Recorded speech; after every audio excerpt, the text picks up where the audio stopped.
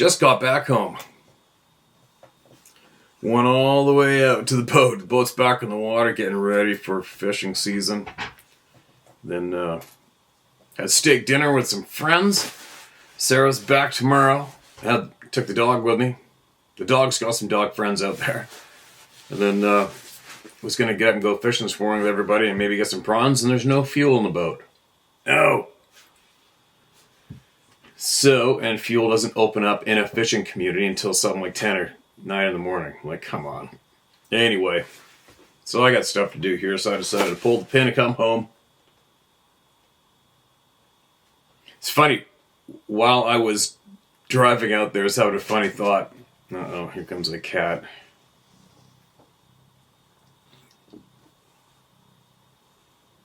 What are you doing?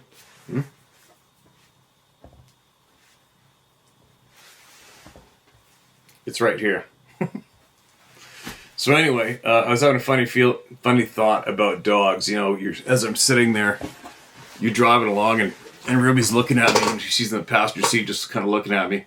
And I'm looking at her, and I also had that funny thought of, so, you do know I'm driving right now, right? You know, I'm not just sitting here beside you.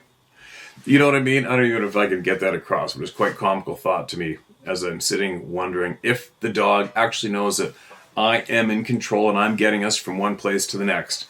You know what I mean? As they're sitting there looking up at your eyeballs and you don't know what's going on in their head. This is a funny thought. You do know I'm driving this, right? Like I can't just sit here and stare back at you. You know. Anyway, what else? Got a video here. Darren sent a video, and he's at this one particular area where he is, and I'm familiar with the area, and I'm familiar with what lives around that area. What's he had so far? Hiking into his trout fishing spot, he's had him and his wife were in a canoe, and they were knocking on the trees all around the lake. And then just about a month ago or something, he hiked in there solo. Basically could call it chased out. Heard all the vocalization noises, and then the trees getting beat on. And then he finally had the guts to pull his phone out, which not too many people think about that when that's going down. And he recorded the tail end of trees getting whacked right tight close to him as he's saying, I'm getting out of here. And also prior to that, he sent me a couple other photos of a deer carcass hanging. It looked to be about 8 feet off the frickin' ground on the side of a tree. The skeleton. And now, he was messing around some bluffs near there. Excuse me, I'm not sure exactly what day it was. I have to go over my text. And now he's finding these bones. He's finding these bones placed in weird positions. Odd looking bones to me, I don't know what they are. But anyway, here's the video that he just texted me this morning, so we'll have a look at it. We'll have him back on and have a BS session with him, or else maybe I'll go out there and we'll go see what's up. Let's have a look at this video. Look it up the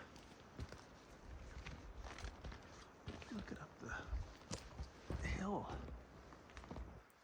What is it with me and bones and trees? Look at that.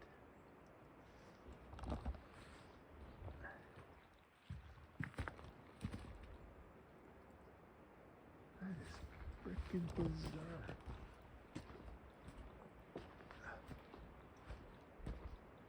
I can't get near it, but I'm gonna just...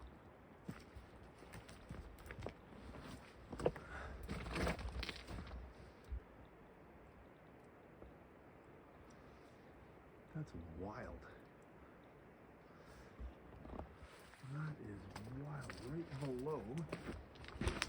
Right below is this. Bones. I'm not going to touch them. Right below is those bones. They're fairly old.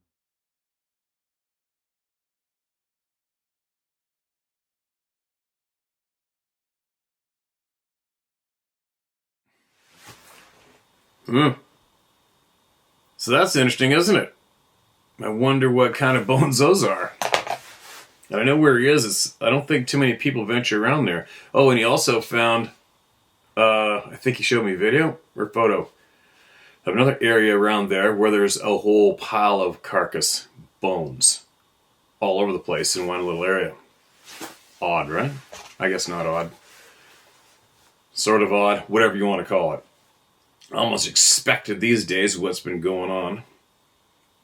But anyway, what am I going to do today? I'm going to get a hold of this man that Rich Germeau suggests I get a hold of, who spoke with a medium and spoke with these beings through her, allegedly. I really want to talk to him, so I'll get a hold of him today and see when that goes down. Because I'm done with, I'm not done, but for me and my ride, I am focusing right now on the smooth communication back and forth thing, if it's an actual thing. That's got my curiosity, and it will. That is also going to help me fill in a big puzzle piece that I'm working on right now for my own ride, and that is not. That puzzle piece has nothing to do with speech. That puzzle piece has all to do with whether or not it's a good or bad thing to be pursuing these communication or contact with these beings in any way. That's a big puzzle piece of mine. I have a lot of people I trust saying it's not the right thing to do. Period. My gut is hesitant on doing it. For sure. I think the cat's telling me not to. And then, all right, kitty. What are you doing?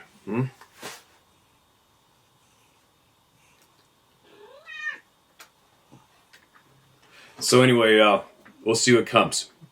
Obviously, there's nothing but opportunity to facilitate that and make that happen where I am at all times, right? It's just a decision away, whether or not. But I think I'll probably go over to where Darren is and have a venture around there with him. And but I'll already have it in my mind. I'm not here to prove or sneak or be sneaky in any way with anything. I'm just here. We'll see. Hopefully that cat doesn't knock the camera off. His name's Arthur. Hey, Arthur.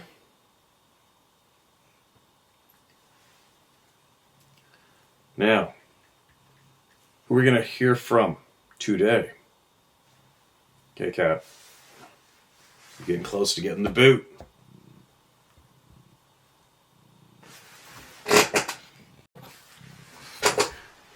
All right, here's an email. This is titled, this is since I spoke to Rich, obviously. All right. Hold on a minute. This is titled, Rich Germeau mentioned and exchange. As I'm sitting here listening to your guest, he mentioned an exchange between two parties. And he's right. That there is something in it for them. I'm not sure to the full extent, but I'm going to base this on true observation I have had, with God as my witness. With my own eyes, I watched 4 or 5 orbs behaving like mosquitoes. Instead of drawing blood, they were drawing energy from the human body. If you don't know, bracket, in a different spectrum, end bracket. All right, hold on a minute. You're out.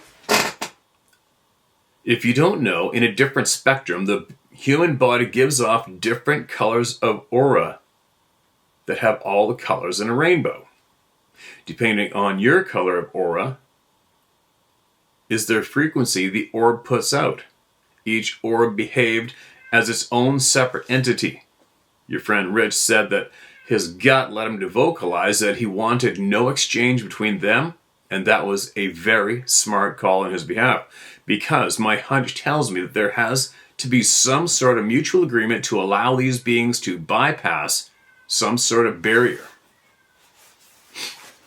During my years of research, I was listening to an Art Bell classic from 1993 with EVPs recorded by some group, and one of the audios recorded turned out to be identical to what a Sasquatch sounds like. Fast forward 30 years. We now have recordings of these beings and we know what they sound like. I was able to put the two together.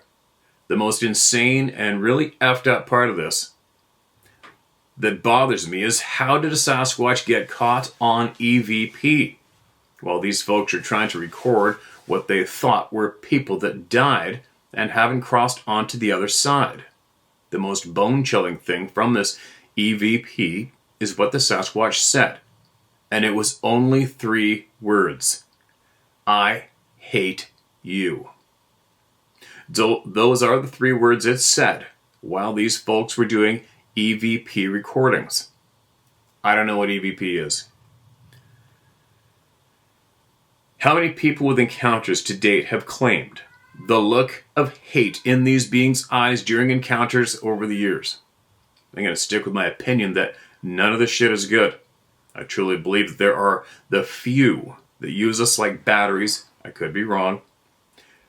What people believe to be, when they get hit with some frequency, is actually them getting tapped into. This life source energy. This life source energy is then used to open their portals and whatever else abilities they have. If you don't believe, look into the U.S. patents that harness a human being's energy to powerhouse technology. Creepier is who has the rights to this patent belong to. None other than Mr. Bill Gates himself. Pray daily for guidance and strength from God. Always listen to your heart. It will never steer you in the wrong direction. Always move with conviction and authority over the supernatural. This is our gift from God. Use it to safeguard those that cannot defend themselves, even when the odds are against us. I hope this is eye-opening and educational. Paul from Canada. It was. There's no denying the hate part, is there? There's no denying that. How many innocent human beings who are just minding their own business ran into something with a terrifying description, and how many people have said, that thing wanted to kill me. It looked at me with absolute hate. Right? There's no denying that one. Innocent people. Innocent, kind human beings doing nothing bad. Nothing wrong to anyone. What's up with that? Right? Something to think about, isn't it? We're going to get to the bottom of it. We'll get to the bottom of it. You want to keep that knowledge train ripping in our direction, keep doing it too, Paul, right? Fill us in with whatever you got. I'm all over it. Like a fat kid on a Smartie. Send it. What else? Terrence Howard. Terrence Howard's an actor. I always thought he's an angry dude. I don't follow too many actors at all. Really, I don't. I believe there are possibly there's some dark shit going on in the celebrity world, 110%. But I don't believe that all celebrities, I don't believe that all movie actors had to sign a document with the dark side to become a successful actor. I don't believe that at all, because there's been a lot of actors that have turned on the system, right? So there. But anyway, I put on the headphones and started listening. And one of the reasons I started listening was because I read that the scientific community, some members of the scientific community, are attacking Terrence Howard. Now, as soon as I hear, I don't care what or who it is, what the topic is. As soon as, if it's a topic that has interest to me, for me, as soon as I hear that somebody or a group of somebodies are actively trying to stop this person over here from speaking, that's got my attention. And who am I going to listen to? The one they're trying to silence. Why? Because the guilty of any party, when it comes to any topic, the guilty are always the ones who try to silence others. That is who I have learned. For me, I'm not going to preach, take for what you will or leave it, think whatever you want, I don't care. But for me, the ones who try to silence others are the guilty party. Every time I've learned that for me. So, as soon as I notice that somebody is being silenced or trying to be silenced, I'm going to listen to them no matter what. So anyways, I listened. And I'm super glad I did. That Terrence Howard is one intelligent dude. And he, what he has to share with the world does make sense. And he explains, there's some tough topics in there to understand if you're not up to speed with them.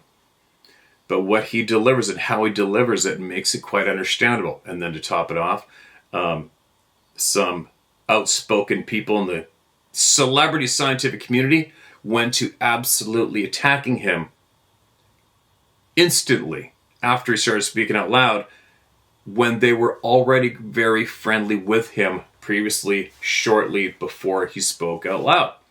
Next thing you know, they're not talking to him anymore, and they're trying to silence him, and they're attacking him. That's funny. Who is that one scientist? One of the people who went to attacking him was that guy, Neil deGrasse Tyson. I've listened to him. Obviously, he's another one of these people who tries to be in front of as many cameras as he can. And for me, and for what I have learned, my own skills of reading people, that guy is a sack of shit. I think one of the first times I ever attempted to listen to him, I made it about 10 minutes. The guy's a car salesman. His delivery, his demeanor, and the look in his eye, for what I've trained myself to watch for, that guy is a phony-ass car salesman, attention-wanting egomaniac. That's all I know about him, and that's what I came up with that on my own instantly. Easily readable. But that's one of the guys who's trying to silence Terrence. Not surprising at all for me how many people we come across, especially with this topic, who've tried to silence others and tried to attack others. What do they have in common? They want to be in front of the lens all the time. They want that celebrity status. They want to be listened to, and they need everybody to jump on their bandwagon. And if you don't, what do? They attack, and they try to suppress others' speech and destroy them and discredit them. It's in your face, clear as a bell, these characteristics and these characters. Should be to everybody. I wish everybody could see that clearly. It would help out community rapidly in a good way, but for me, those traits stand out. And believe me, that monster that came into my home when I was a young boy had all those traits. So I've been very aware of watching for those traits all my life, right? It's a survival thing and implemented into me. Anyway, you may have, some people may have a tough time listening to that conversation that you had with Joe Rogan, getting through the beginning part. But if you find yourself trying to attack him and discredit him instantly, what's that saying about you? What's that saying about you? Right? I mean, for me, who do I attack? I attack the people who attack people. I attack the people who attempt to attack and discredit good, honest people, especially women. That's who I attack. And they brought it on themselves when they became those monsters. And I like to kill monsters. There you go. But other than that, I don't give a shit what anybody says. I don't care. Speak it. Preach whatever you got to preach. Speak whatever. Say whatever you got to say. I don't give a flying shit. Especially me. How many people have attacked me, tried to discredit me? Probably thousands. I don't give a shit. If somebody went online and said that I was trying to have my way with a goat in the back 40 field, something outrageous like that, I don't give a shit. Say whatever you want. I don't care. I don't need to try to silence you. Why? Because I'm not guilty. Right? Who gives a shit?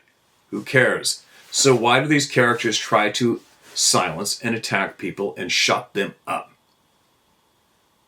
Why? Right? Listen to that conversation he has with Joe Rogan. Some people might have a tough time with the opening half hour or so, but there is a lot of messages in that conversation that all of you need. I would feel that a lot of you need to hear. Okay? That's all I'm going to say. And then take from what you will, leave it. But don't pull a frickin' snap sandwich and go straight to the comment section. I can't stand this son of a bitch. He's a celebrity. He's an actor. He did this. He did that. He's a kook. Well, nobody gives a shit what you think. Nobody cares. It's not going to make a difference. And quit trying. If you can't handle it, well, just skip it over. Don't listen. Carry on with your daily life and listen to what makes you feel good or listen to what helps your mind. But blowing a snap sandwich and trying to shut the person up or discredit them and trying to sway other people from not listening, whose boat does that put you in with? Right? Right? Keep your shit together. Become intelligent. Become intelligent. Better your brain. Get better. You know what I mean? Get better. Take from conversation what you will or leave it. It's simple. If you do that, it eliminates fighting. Right? It eliminates fighting. It's just like when you freaking go to the grocery store. You go get what your body needs or you leave it. But you don't stand there in front of the Fruit Loops section and scream at people not to buy Fruit Loops all day, do you? I'm probably not even making any sense. Whatever. I don't give a shit if I am or not. Listen to this. Here's another email titled to Steve Isdall, R.E. Pekisco. Citing other witness. That sounds familiar. That was recent. This message is for Steve Isdall, who recently shared a YouTube video regarding my dad, Peter, in Alberta. I am the other witness to this story, and I can corroborate parts of it. I tracked it to the creek and cast a footprint where it jumped in to chase the Canada geese. I'd like to give my side of the story. He called me after a few of these incidents, and I investigated. Please RSVP. I prefer to have a quick phone call about the experience, or at least an email confirmation back that this is the correct address to reach out to you. Kind regards, Jesse Kilvington, Calgary, Alberta. Jesse, here you go. Nailed it. If you're still here, boom, there you go. I'm sure you are. Send away, my man. Send it. Email me. Let her rip. Get it to us. I want to hear from you. Big time. I'm super glad you came forward too. I'm sure your dad is too. Upstate New York and Long Island is the title of this email. Hello, Steve. My name is Robert. I'm 29 years old. I have some experiences, but not with Bigfoot. I'm from Long Island, New York, but I live in Florida now. My friends had a country cabin in Downsville, upstate New York. I loved going up there. They had 40 acres. But I had a weird thing happen to me when I was younger. I went up a trail in the backyard. I hiked for a while, then I got to the top of the trail, and then that's when I heard weird drumming sounds up in the mountain. There was nobody there but me and my friends at the time. I ran down the mountain. That was my only experience up there on that land. Very weird. I still remember it. I've asked my friend's grandpa, who owns the house, if he's seen any weird things up there, but he doesn't believe in these Bigfoot creatures or ghosts. But he did include that he said, one time, he saw giant claw markings on a huge tree higher than where your normal black bear can reach. Moving on. The house that I grew up in Long Island, I swear was haunted. I occasionally heard my dog, who passed away in 2013. I heard her collar jingling. Then when nobody was home, my parents were out. I would be home alone and I hear footsteps upstairs. Then one day my dad told me that our house was surveyed by none other than George Lutz from Amityville Horror in the 1970s. Ew. I swear, Steve, he brought shit into our house. Anyway, I no longer live in that creepy house. It's weird that nobody in my family felt anything but me. And like I said, I live in Florida now, and the rarest animal I've seen is a Florida panther on the side of the highway going back into the woods. They say they are incredibly rare down here. Thanks, Steve, for sharing my email. I listen to you all the time. I was wondering if you ever seen this old 70s movie called Sasquatch, The Legend of Bigfoot. You should watch it if you haven't seen it. Great film. I think I seen it when I was a kid. I think I did. It scared the shit out of me, if I recall. There you go. The drumming in the mountain. Did you mean like a thumping sound? Or actual drums coming around you? Or the sounds coming from underground? It's the questions I'd have for what you shared. What do we got here? Regarding your lost and found knife. Hi, Steve, would you please reply with the contact details for the knife maker that gifted you the knife that was lost and returned? I'd like to contact him to purchase a similar knife. Thank you very much. With respect and admiration, David Stack. Okay, man. I probably should put a link up here. Hopefully I remember to dig it up and I'll put it right on the screen. Definitely made a wicked knife. Hopefully he doesn't send you a haunted one like he did me, which is what he said to me in an email. It's not haunted. But this knife has seen what we possibly will never get to see. Right? Which would be moving in an unseen world. Sounds crazy, but I have to acknowledge that happened, and that's true for me, because it is. Now, what is this?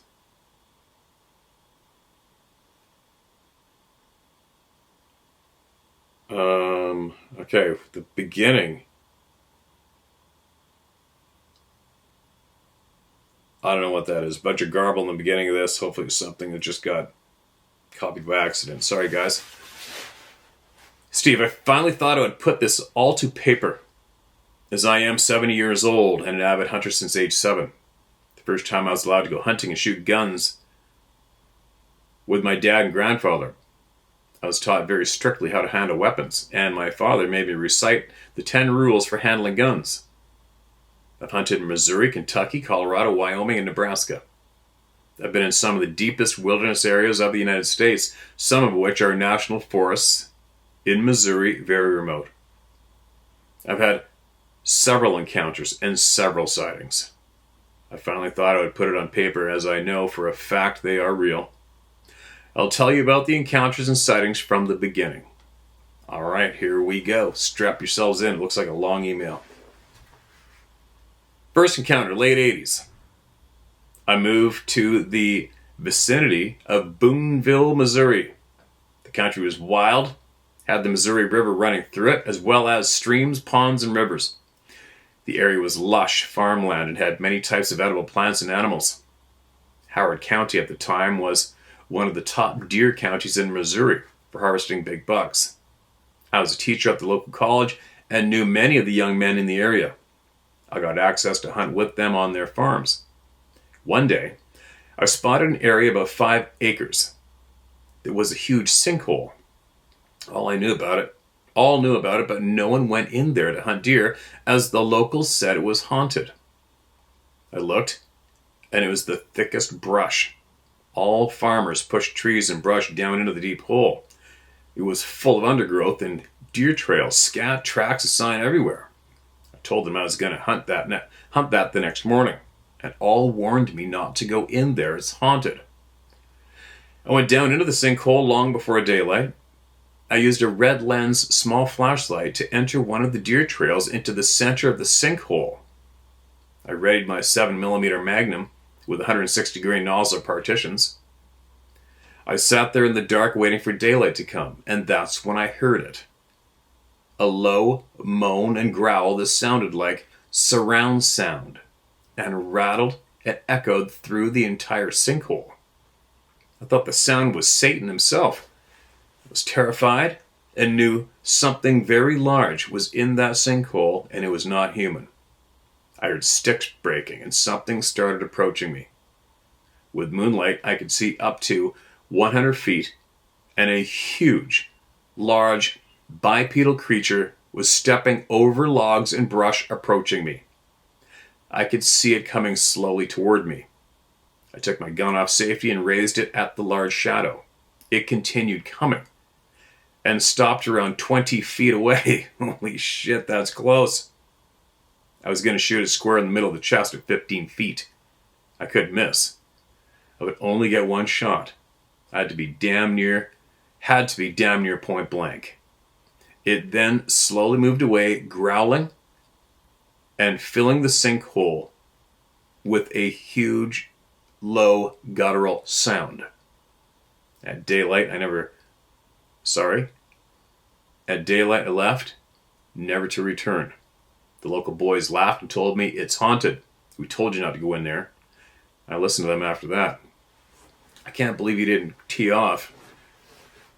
I can't believe you didn't tee off.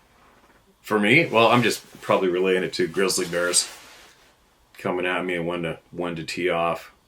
I would have teed off at 20 feet. Carries on. Sighting and encounter 2, early 90s. About 18 acres down 10 miles east of Salem, Missouri, bordering national forest, thousands of acres of national forest combined with Indian Trail State Park. This area is very remote, huge forest. Much of that forest is very seldom entered, except deer season or logging. I had encountered a large mountain lion and some black bear. These were very rare in Missouri at that time. When I reported to local conservation, they told me I saw a bobcat. Yeah, with 40 pounds. Tufted ears and a bob tail. This cat was 150 pounds, 5 foot long and a 3 foot tail. Not a bobcat. The paragraph I just typed was highlighted and erased. Not by me. I will type it again. I was driving deep into the national forest down old logging trails. I was behind Indian Trail State Forest in the Mark Twain National Forest. A huge remote forest. I caught something moving out of the corner of my eye. It ran right in front of me. The agility and speed was something out of a Marvel comic. I estimate he was running 40 miles per hour. It looked like a huge man in a gorilla costume. It jumped into a thicket, and I stopped and backed up to see what it was. And suddenly, a pole-sized tree, 3 inches around, 8 feet long, hit the side of my truck and put a dent in my door, pissing me off. I got out my 9mm pistol. Another small tree struck my truck, again denting the door. I was enraged. Then a third tree hit my truck, denting it again. I finally spotted it, and it was not human. It was huge, 8 to 9 feet tall, and was snapping off those trees like a toothpick, throwing them at my truck. Time to go. Wasn't human. Told people, got ridiculed. Sighting and encounter 3, mid-90s. I got a job in Lincoln County and St. Charles County as their business specialist for the state of Missouri. I moved between Winfield and Troy. Cuivre River State Park, Cuivre. Oh, I'm sure I pronounced it wrong. It has a big lake called Lincoln County Lake, and the back of the park is very remote, goes into deep ravines along the Cuivre River in very dense undergrowth. I used to love walking around the lake in early February, March, as the leaves were off the trees and it was nice and beautiful. The sun was shining, and I had my wife and youngest son with me. We were working on the far side of the lake. We were walking on the far side of the lake when I had to take a pee. I told my wife I was going to step into the woods and relieve myself. I went up about 150 feet, standing there waiting to whiz, when I heard the large snap of a stick. I looked where the sound came from and almost passed out with fear. I saw a 10-foot biped, all black, looking at my wife and child. My first thought, I did not bring enough gun. It was extremely muscular.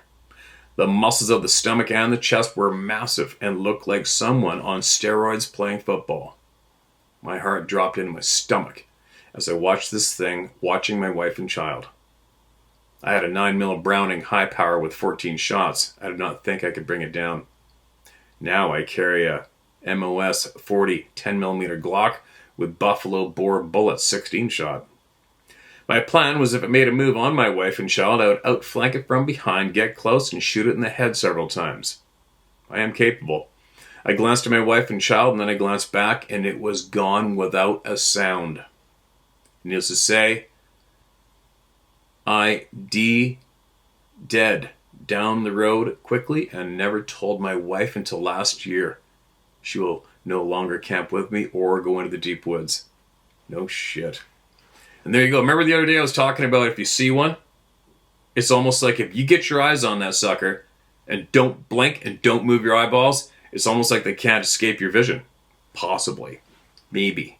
Right? Look away, look back on. Gone.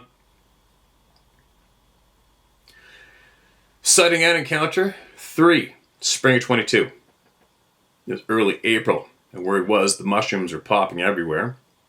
I went to a very remote area on the Missouri River, where no one goes. Thick green lush and edibles, turkey and deer everywhere. I could not quite understand why every mushroom was missing, only the stems. I got a half a sack full of morels. Last time, I went deeper than ever before looking for fresh mushrooms. This is very gross, but the truth, and quite frightening as well as unusual. I walked, but I had bowel problems. At 69 years young, I was going to have the splatters. No toilet paper. Only a red bandana it would have to do. I hung my rear over a log and it splattered everywhere. I wiped with the red bandana, then proceeded to mushroom hunt. I wonder what this has to do with the story. I hope nothing. I came upon this very strange area where there were small hut-like structures made out of limbs, brush, and trees.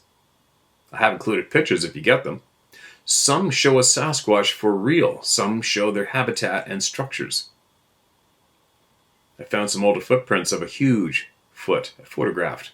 There's also a cave. There were boards collected and used to build some of the structures. Picture. I knew it was Sasquatch structures as they were there. I heard growls, whistles, whoops, and figured time to go. They did not like me there.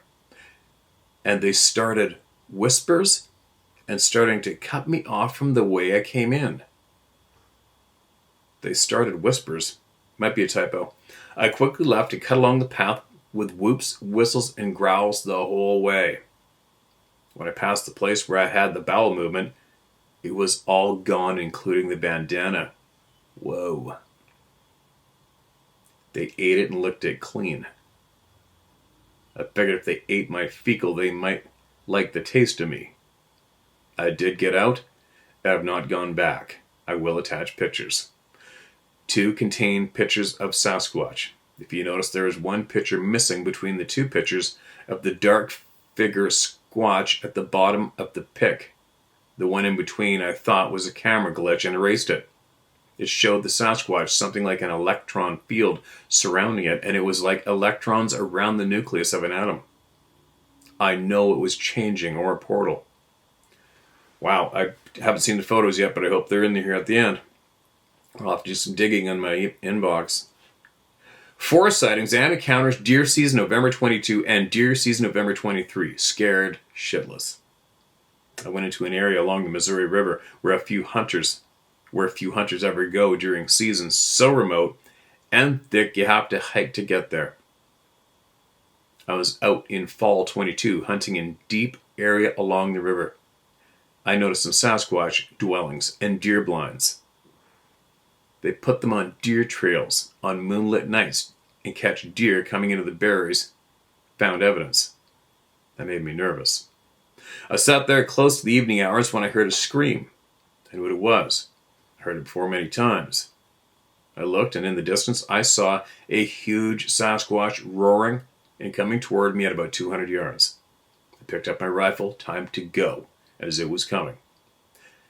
I moved as fast as an old man can move, considering I had 1.5 miles to the car.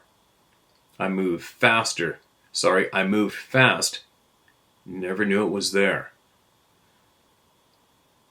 Close to the car, about 100 yards, I was crippling, worn out, exhausted, and was not watching my 6 for the first time ever. I thought I should scan the deep 6-foot brush next to me as stop acting like a crippled animal about to die, not smart. I shined the brush, expecting to see nothing, when I saw a pair of yellow eyes 50 yards from me in the brush. They looked at me, turned left, and disappeared. When I saw them again, they were to my right, 25 yards. I turned on 3 spotlights and backed into the open field and drew my pistol and readied my rifle. Something was amiss and coming for me. I backed into the open field about 25 yards when I spotted the yellow eyes on the edge of the brush. Thought it was a cougar. The way it was moving in. It then stood up. A huge dark figure, 9 feet, at least. Total dark in my lights. Would not even illuminate the fur at close range, but I could detect the outline and size, and it was terrorized. I was being stalked. I walked the truck backwards, turned on all the lights, fired it up, and split. Time to go. I did not want to give up my hunting ground and figured I would go to another spot and not go into where their dwellings were. Oh, sorry. A couple typos in this one, right? But we'll get it. I had spotted them previously. My wife and son told me not to go back, but I wanted the Boone and Crockett buck I've been trailing. I went to a different area in the same campground and started to hunt. Early, about 3:30 p.m., I was hunting when I heard one scream and start coming toward me through the forest. He was not happy, and he was coming like a train. I immediately picked up my rifle, left my seat up, camouflage, and blitzed. Time to go.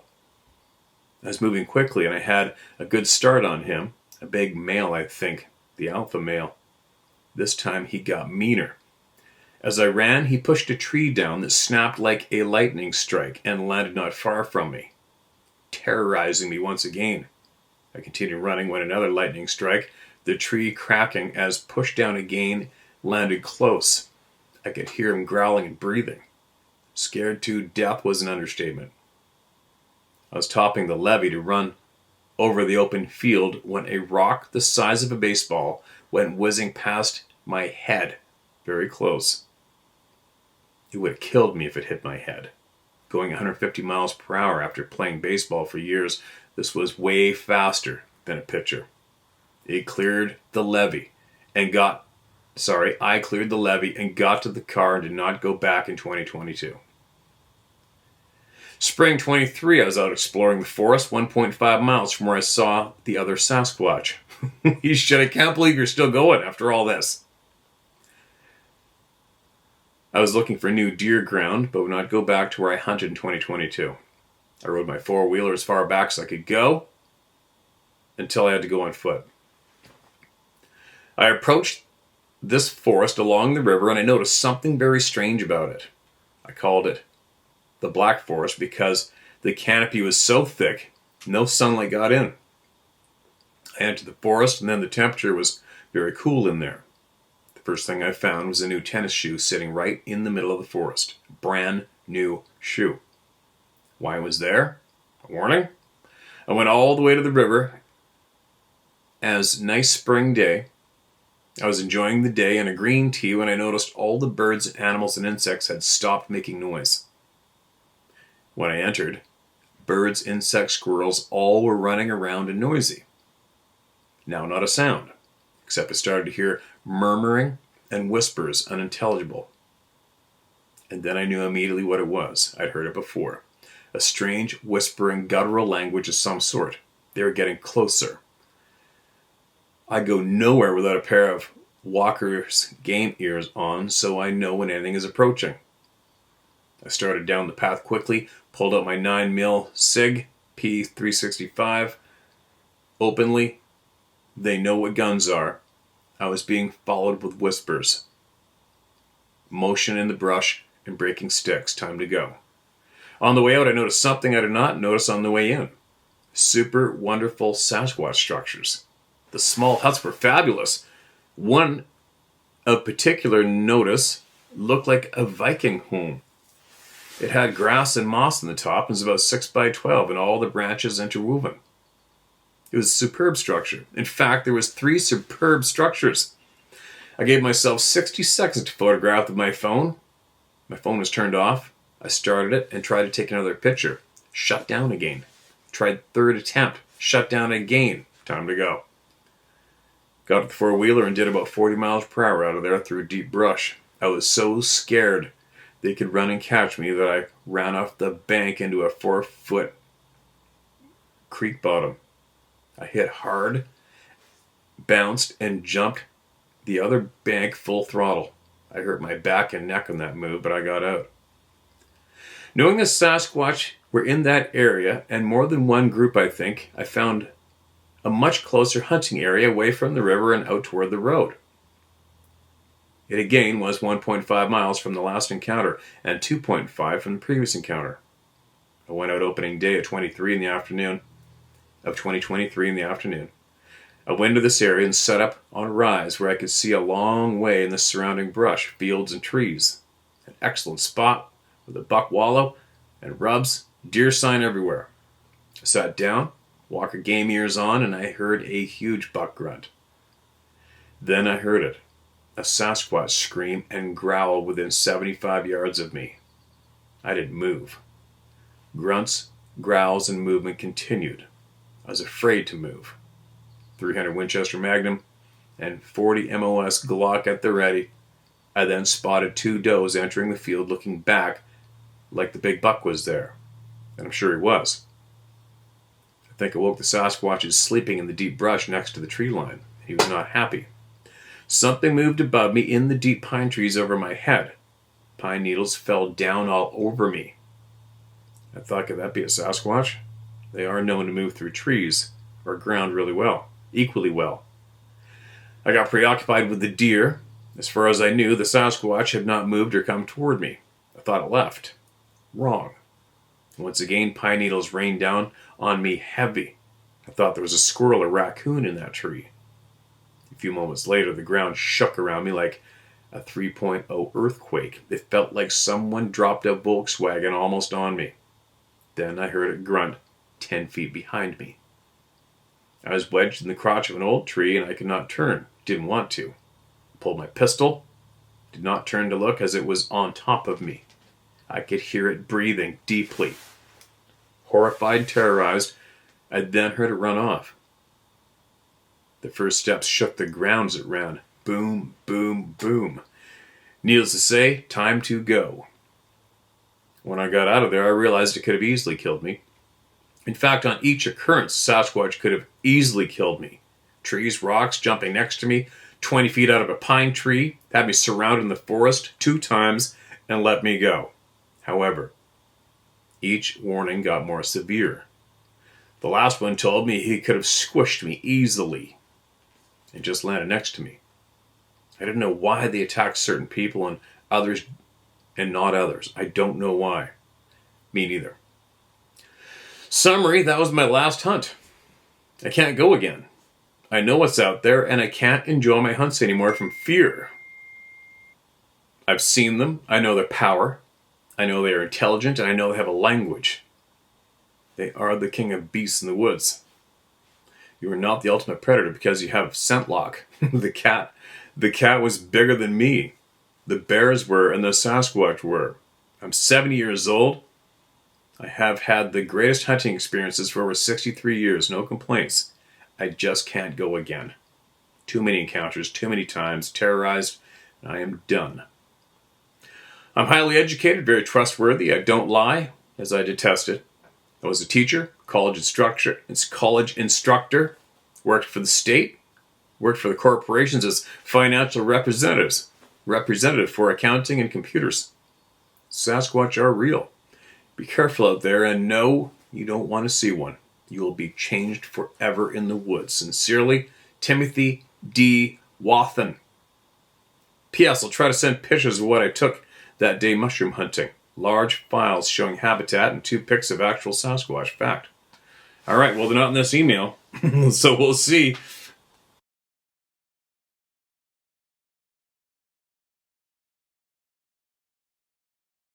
I'm not going to hold my breath, and I'm not being insulting. I'm just saying. We've had so many people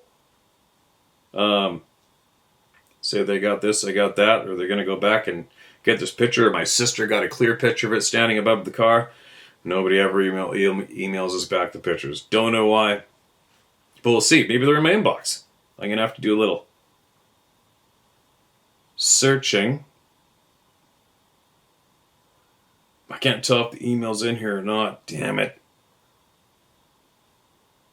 See, sometimes the emails get saved with the email in it on my notes. Sometimes it doesn't. I don't know why. All right. Don't know why. But hopefully your name, you got your full name here, so hopefully it can, it'll come up in the search. So there you go. There you go. Take from what you will or leave it. Not too many people would go through those kind of intimidating experiences and still go out in the woods as many times as you did. Holy shit. Then I guess you finally had enough, like most people would, right? But what happens if you don't listen to them? You know what I mean? It doesn't sound like you tried to communicate with them. You didn't bring them any gifts of food or anything like a lot of people started doing. What was it about you they didn't like? That's a curious thing, isn't it? I wonder what. But anyway, I gotta get ripping. I've got a text here. I gotta give somebody a ride to there. I gotta give somebody a ride, so I gotta go and do that, come back and carry on and get some shit done. I think I've only had about 4 hours sleep, damn it. My eyeballs probably sunk back in my melon. Share my story at howtohunt.com. It's amazing how many people are just sitting there watching, probably telling themselves, all right, I'm going to do it this week for sure. But they don't do it. That's fine. You'll come around eventually. Everybody seems to be, right? Everybody seems to be coming around. I could babble about a lot of things right now, but I'm going to force myself to bite my lip and get out of here. We'll see what comes in the next day or two. Share my story at howtohunt.com. Get it out. Speak openly. Quit being scared of people. Don't let anybody silence your ass, all right? Don't do it. People that try to silence people are dark. Very dark. Don't be dark. I'll be back again later.